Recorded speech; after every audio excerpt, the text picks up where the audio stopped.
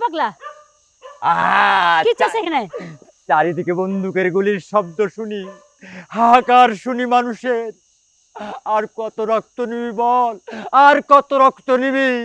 High যা এখান থেকে, যা কইতেছি। মা,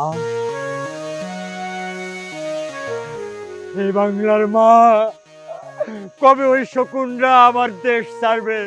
কবে ওই শকুনরা আমার দেশ ছাড়বে? কবে?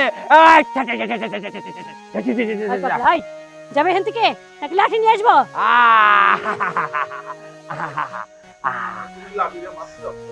দেখো না, একটা পাগল আসছে, কি সব আবল তাবল বকতেছে।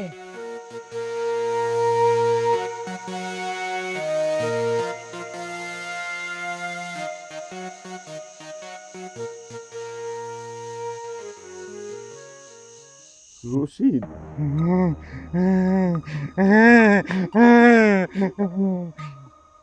কারে তুমি লাঠিতে তাড়িতে যাচ্ছ? এ হচ্ছে রশিদ, যাকে ফুল দিয়ে বরণ করার কথা, তাকে তুমি লাঠি দিয়ে তাড়াতে চাচ্ছ?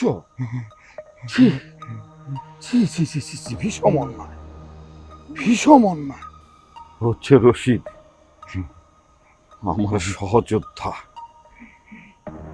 মুক্তিযুদ্ধে আমরা একসাথে যুদ্ধ করছি।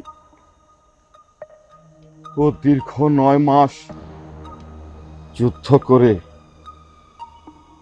16ই ডিসেম্বর গ্রামে ফিরে দেখে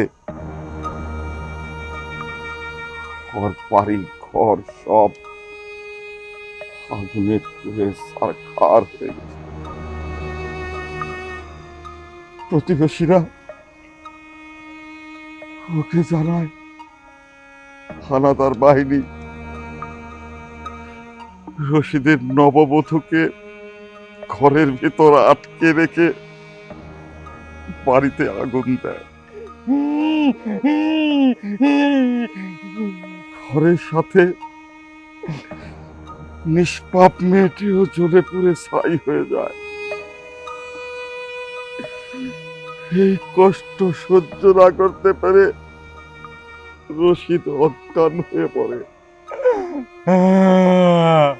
পুলিশ, সেই থেকে রশিদ পাগল। দেশের বীর সন্তানকে আমি অপমান করলাম। ভাই, আমাকে আপনি ক্ষমা করে দেন ভাই, ক্ষমা করে দেন। না, ক্ষমা চাওয়ার সময় নাই। কমান্ডার, আজকে রাত্রে নাকি পাক বাহিনীরা আপনার বাড়ি আক্রমণ করবে। আমাকে একটা বন্দুক দেন, আমি সম্মুখ যুদ্ধ করব।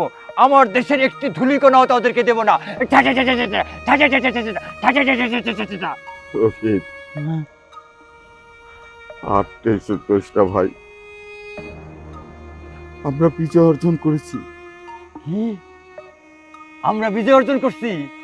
আমরা বিজয় অর্জন করছি? তাহলে তো আর কোনো চিন্তাই নাই।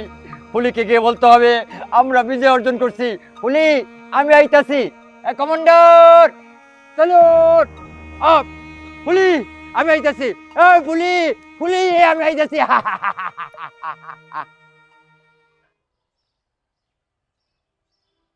আচ্ছা আমি ফুল যাই রে। আচ্ছা ঠিক আছে। সরি সরি সরি, আসলে আমার রাস্তা দেরি হয়ে গেল। সরি। আপনি লাকি পারসন। কেউ আমাকে 6 বছর অপেক্ষা করে শেষে মনের কথা বলেছে, তাও আমি তাকে প্রত্যাখ্যান করেছি। আর আপনার কথা মতো আমি জায়গায় এসে বসে আছি। তুমি যে এত তাড়াতাড়ি চলে আসবে আমি ভাবতেই পারিনি। ফিলিংস না থাকলে যা হয়। এইভাবে বলছো কেন? ফিলিংস অবশ্যই আছে। আচ্ছা এমনটা আর হবে না। এই দেখো কান ধরছি। ছি ছি, আপনাকে কান ধরতে বলেছি নাকি? কোথায় অভিমান করেছে আপনি অভিমান ভাঙাবেন তা না, কান ধরে বসে আছে। তুমি ঠিক বলেছো, আমি সারা জীবন তোমার অনুগত হয়ে থাকবো, ভালো ছেলের মতো। সোজা সাপটা কথা হলো, বিয়ে না করে সারা জীবন একসাথে থাকা যায় না। এবার মাথায় ঢুকেছে? এবার বুঝেছি, কোনো চিন্তা করো না, সুযোগ বুঝে বাবাকে দিয়ে তোমার বাড়িতে বিয়ের প্রস্তাব পাঠাবো। শোন শামশেদ, এবার কিন্তু তোর কোনো আপত্তি শুনবো না। আমি যেভাবে বলছি তোর ওটা করতেই। থাক না, এই বিষয় নিয়ে আর কোনো কথা বলিস না। যেমনি আসে এমনি তো ভালো আছি। খালি মুখে কতক্ষণ গল্প করবেন ভাই? চা নেন।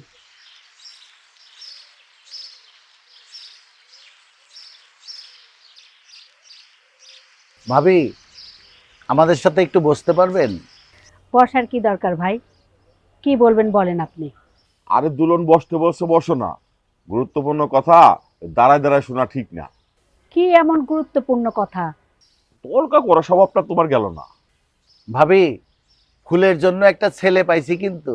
ভাই আগে বসে নেই, এসব কথা দাঁড়ায় শোনা যাবে না। গাধার স্বভাব হইলো পানি ঘোলা করে খাওয়া। ভাবি, আমার ছেলে তোয়েবকে ফুলের পাত্র হিসেবে পছন্দ হয়? সোনার টুকরা ছেলে।